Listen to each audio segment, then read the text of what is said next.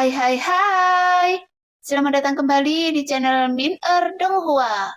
Kali ini kita akan melanjutkan cerita Donghua, Battle Troop. Pada saat ini, kekuatan yang tak tertandingi di dalam bayangan telapak tangan hitam terus-menerus menekan Suyen dengan kekuatan yang menakutkan.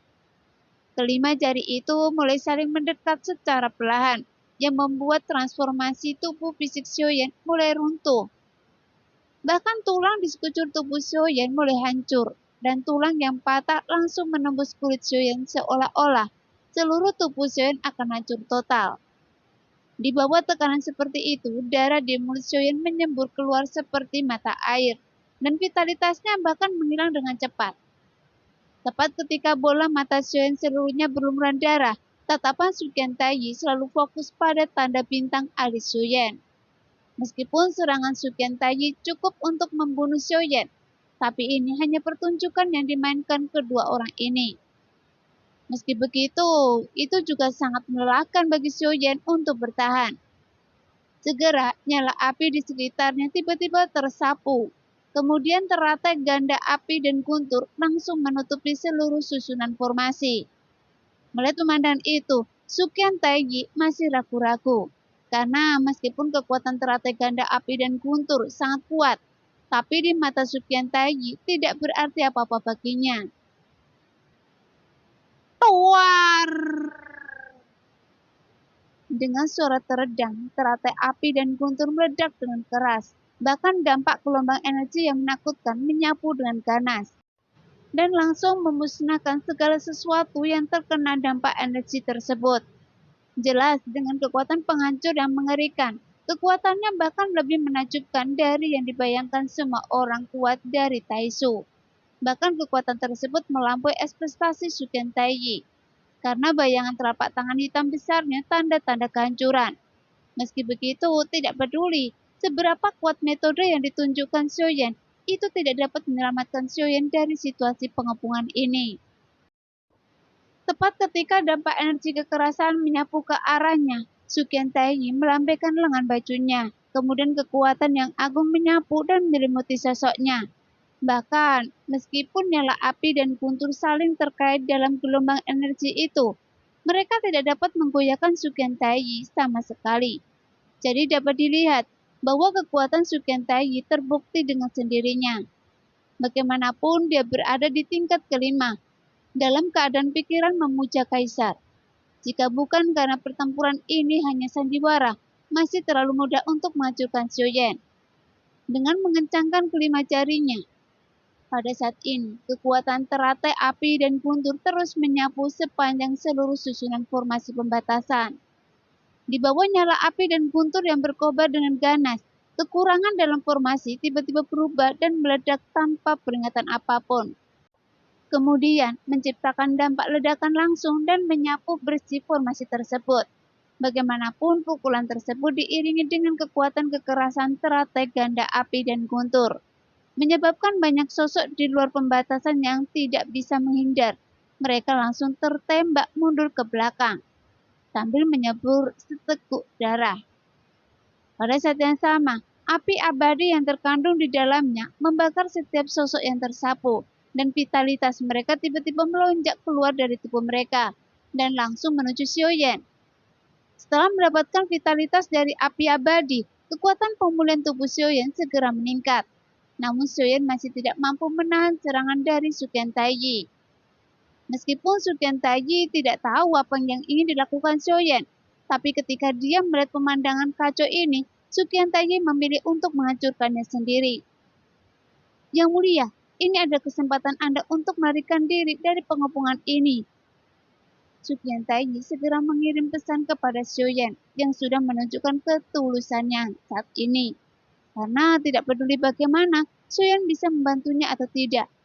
Sekarang dia telah memilih untuk mempercayai Xiaoyan. Saya tidak bisa pergi. Teruslah mencoba untuk membunuh saya, jawab Xiaoyan dengan tegas, bahkan tanpa bergerak sedikit pun.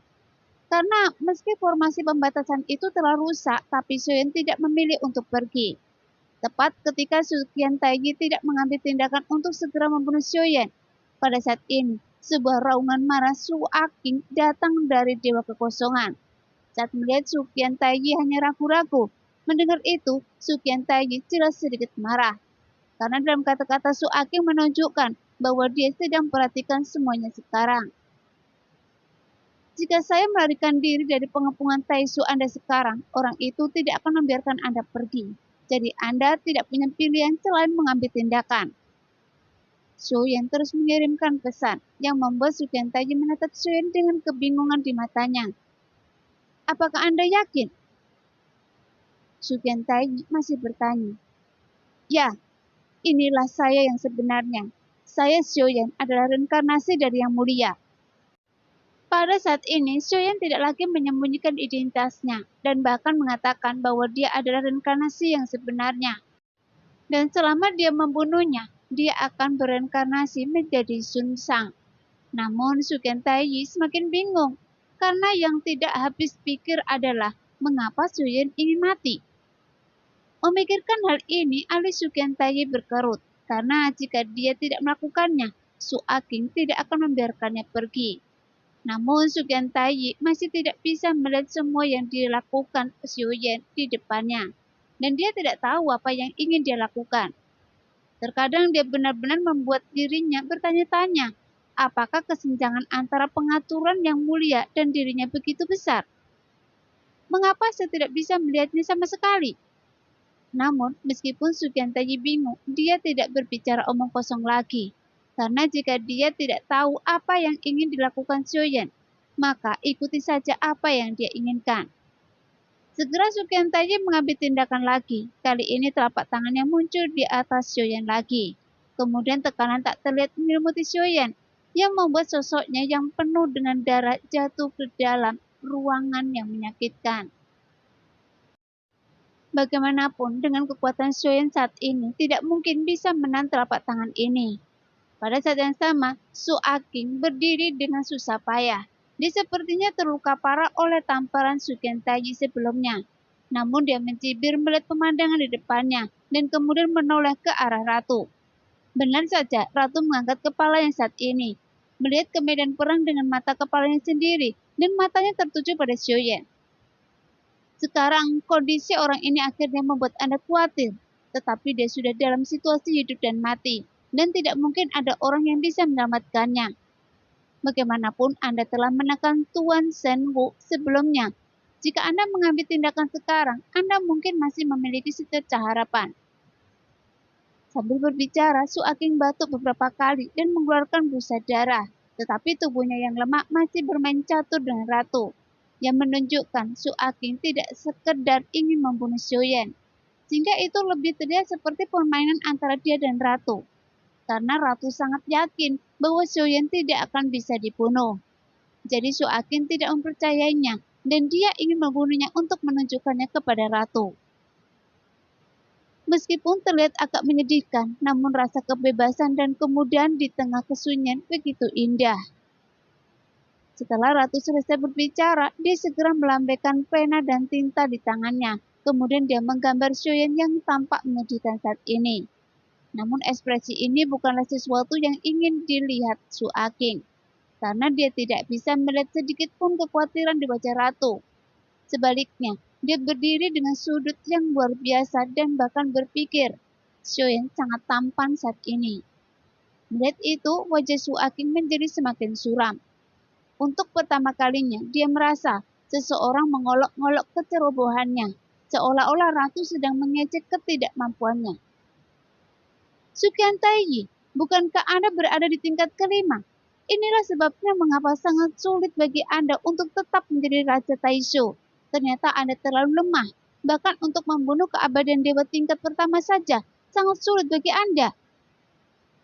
Su Aking terpaksa berteriak lagi. Menurutnya, Sukian Taiji memiliki terlalu banyak kekhawatiran. Dia bisa dengan mudah membunuh Suyen, tapi dia terus ragu-ragu. Pada saat ini, Suyen memuntahkan darah terus-menerus. Meskipun api abadi memasok banyak vitalitas dari sekeliling dan memberikan vitalitas pada Suyen, tapi itu tetap tidak dapat memenuhi kebutuhannya. Bagaimanapun, serangan Sukian Taiji terlalu kuat dan mustahil bagi Suyen untuk menahannya. Bahkan tidak peduli metode apa yang dia gunakan. Sebagian besar tubuhnya roboh. Sekarang aura Xiaoyan hampir runtuh dan dia benar-benar akan mati karena tidak ada cahaya di mata Xiaoyan saat ini. Meskipun tidak ada yang tahu apa yang Xiaoyan pikirkan, tapi dia sepertinya tidak takut mati. Sekarang vitalitas kehidupan Xiaoyan berlalu dengan sangat cepat, yang membuat kesadaran Xiaoyan berangsur-angsur menjadi kabur. Namun banyak gambar mulai muncul di depan matanya, yang merupakan kenangannya yang paling mendalam. Sudahkah saya mulai melihat kembali kehidupan ini? Jika saya benar-benar terjatuh di sini, apakah hidup saya akan dianggap sukses atau gagal? Xiaoyan menunjukkan senyuman pahit dan tidak jelas lagi apakah itu darah atau air mata di wajahnya. Saat ini dia benar-benar menghadapi kematian dengan tenang. Saat kesadarannya menjadi semakin kabur, Xiaoyan melihat tubuhnya telah meledak dan seluruh anggota tubuhnya hilang sepenuhnya. Ini sudah berakhir.